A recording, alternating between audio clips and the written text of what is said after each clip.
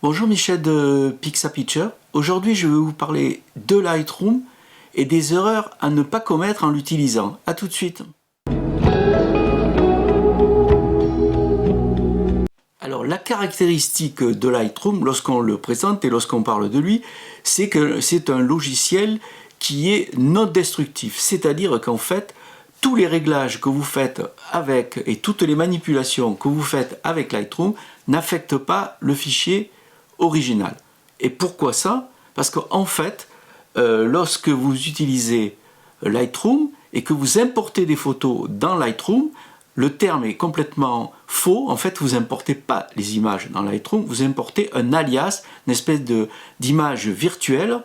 Le fichier original reste là où vous l'avez mis, dans le répertoire où vous l'avez mis, et vous allez travailler sur cet alias, faire tous les réglages possibles et imaginables, noir et blanc, contraste, vibrance, etc., etc., recadrage et tout ça.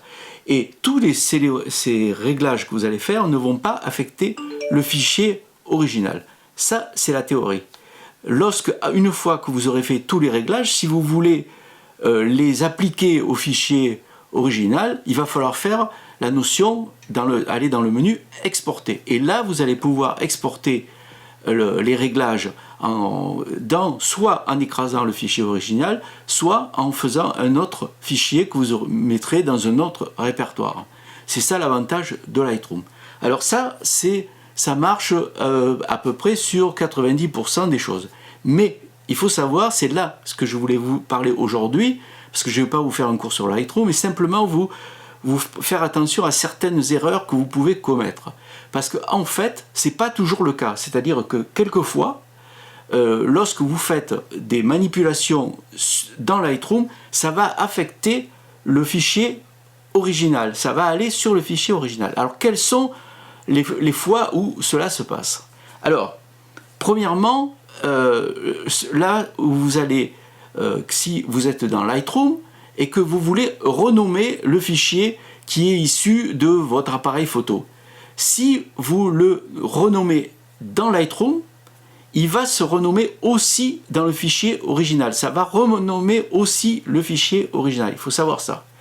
Si vous ajoutez des mots-clés toujours en travaillant dans Lightroom, ça va afficher ces mots-clés dans le fichier original.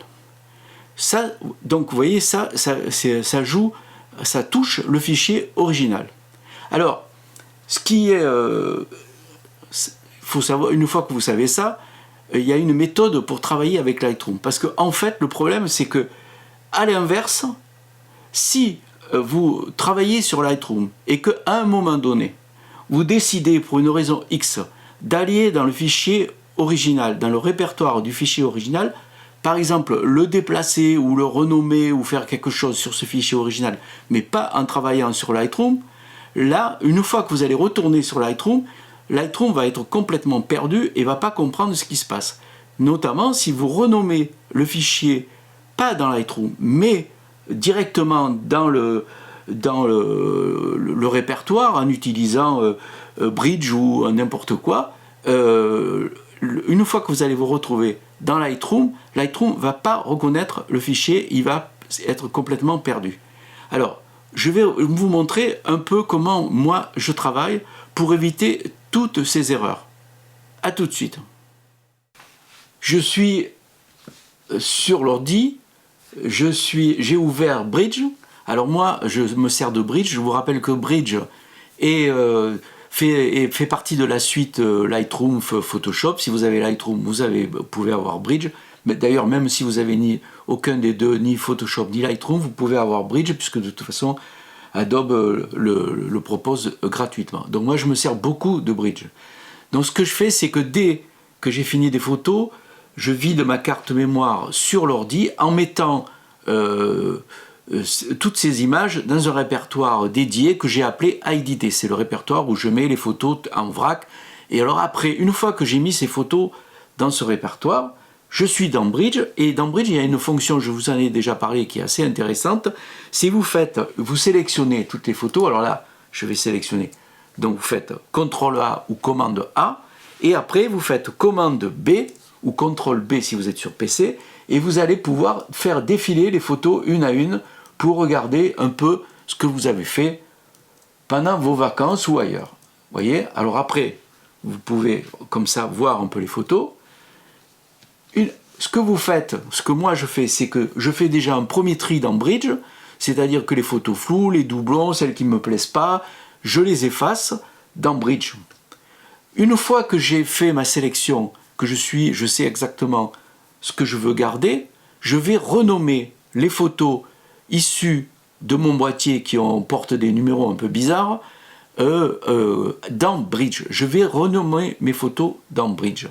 Alors, par exemple, la dernière que j'ai faite, je viens de la renommer. Alors, vous voyez, là, moi, ce que j'utilise, c'est, comme toutes les agences, comme toutes les boîtes, c'est avec des numéros. Je fais de 0 jusqu'à etc. Je vous conseille de faire ça et de ne pas vous lancer en renommant vos photos du style 2022, Palavas, 001, etc. Je ne vous conseille pas de faire ça. Toutes les agences, que ce soit Adobe Stock, eStock, Shutterstock, Jacana, quand moi je travaillais pour Jacana, et puis toutes les photos d'Odyssée et puis d'Horizon, c'est fait avec des numéros. C'est un gros avantage, c'est que c'est simple. On sait du coup que la numéro 2, eh ben, elle a été faite avant la numéro 1. Et voilà. Alors, ce que je vous conseille, quand vous allez dans le menu Renommer, c'est de choisir une numérotation à 5 chiffres, ce qui va vous permettre d'aller jusqu'à 99 999. Vous voyez, vous avez le temps de faire des photos avant que ça revienne à 0.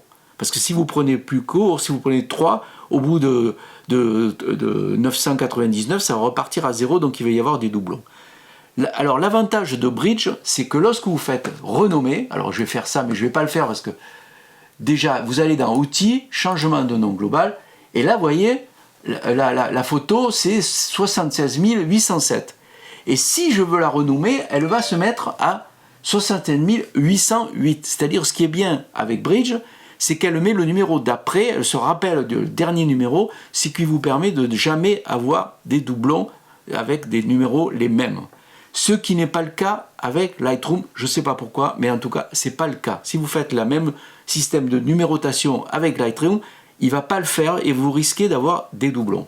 Alors, une fois, je vais annuler parce que ça, je l'ai fait, une fois que j'ai donc trié un peu mes photos, que je les ai numérotées, je vais aller l'importer dans Lightroom. Alors, c'est là que le mot importer est faux. C'est-à-dire que dans Lightroom, il vous propose d'importer, mais vous n'importez pas les photos, j'en ai déjà parlé. Lightroom va importer un alias, une espèce d'image virtuelle sur lequel vous allez travailler, ce qui explique qu'on dit que Lightroom est un logiciel non destructible, parce que toutes les manipulations que vous allez faire sur cet alias ne vont pas affecter le fichier original qui va rester tel quel que vous l'avez mis. Mais ça, ce n'est pas vrai pour tous les cas. Il y a des fois où, lorsque vous allez faire des modifications dans Lightroom, ça va affecter aussi le fichier original. C'est ça que je vais vous montrer. Donc, je vais aller dans Lightroom. Voilà. Alors, je vous montre, par exemple là, pour aller, si vous vouliez renommer les photos dans Lightroom, vous voyez, ici, c'est dans le fichier bibliothèque, c'est renommer les photos F2. Et si vous faites celle-là, vous voyez, il va vous donner un texte comme ça, et il ne va pas vous proposer, par exemple, là, celle-là, c'est 76 808, vous voyez, là, et en fait, lui, il va vous lancer 76 783. Donc, il va aller renommer des photos que vous allez avoir des doublons. Donc, évitez de renommer vos photos avec Lightroom. Moi, je ne comprends pas pourquoi c'est comme ça, mais bon. Donc, je fais annuler. Alors, c'est vrai que ici, ce que vous voyez là, c'est un alias. C'est-à-dire toutes les modifications que je vais faire ne vont pas affecter le fichier original. Sauf, justement, si je m'amuse à renommer ce fichier par Lightroom. Si je renomme le fichier par Lightroom, il va renommer le fichier original.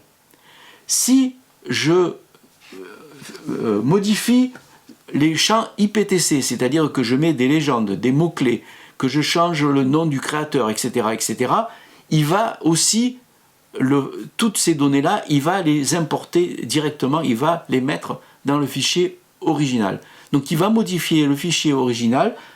Si vous changez la numérotation du fichier, si vous changez, si vous inscrivez ce que vous allez inscrire dans les champs IPTC, vous voyez, comme là, par exemple, tout c'est la légende, tout ça va être affecté directement aussi dans le fichier original. Il faut le savoir. Alors, à l'inverse, il va y avoir quelque chose qui peut aussi se faire, qu'il faut faire attention de ne pas faire des erreurs. C'est-à-dire que si vous, une fois que vous avez importé, entre guillemets, vos photos dans Lightroom, si vous vous amusez à aller dans le Finder ou dans là, je ne sais pas comment on dit, moi je travaille dans Mac, dans le Finder, et que la photo, par exemple, que vous avez rentrée, vous la déplacez, vous la renumératez, vous la mettez dans un autre répertoire, quand vous allez vous retrouver dans Lightroom, Lightroom va être complètement perdu parce qu'il ne va pas retrouver cette photo, et là, ça va poser des problèmes. Alors, je vais vous montrer quelque chose.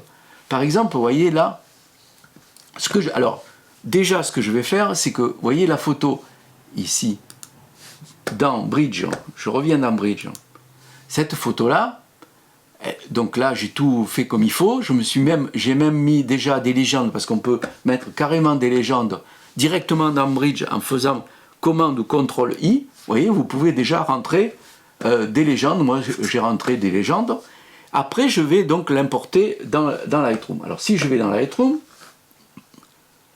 voilà, je vais là, ici c'est dans le fichier à éditer, alors vous voyez, il n'y a rien parce que il faut que j'aille lui dire que j'ai fait une nouvelle photo et que j'ai mis une nouvelle photo dans éditer.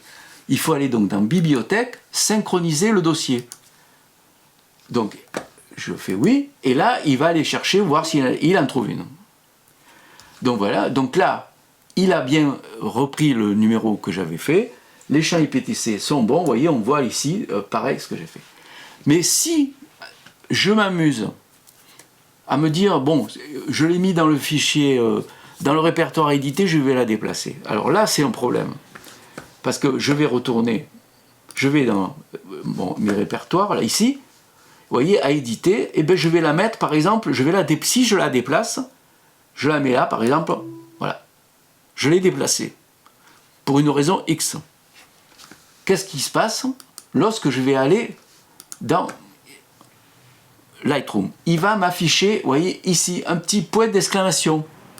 C'est-à-dire, il me dit, vous voyez, n'a pu être, car le fichier original est introuvable, voulez-vous le rechercher? Alors, il faut faire attention, parce que là, si c'est une seule photo et que je fais rechercher, évidemment, il va aller chercher dans les répertoires, il va finir par le trouver. Mais si c'est 50 photos, ça risque d'être très compliqué. Donc je fais annuler. Et donc, vous voyez, il faut faire très attention de ne pas changer d'un système à un autre. Lightroom, c'est quelque chose, c'est assez délicat comme truc. Donc, alors évidemment, là, ce que je vais faire pour ne pas le perturber, je retourne dans mes répertoires, et j'ai dû la mettre là, il me semble. Non, là, ici. Voilà, elle est là. Donc je la remets là où voilà, ici. Et là, vous allez voir, ça va disparaître. Vous voyez, tac, le truc disparaît. Il a retrouvé ses petits.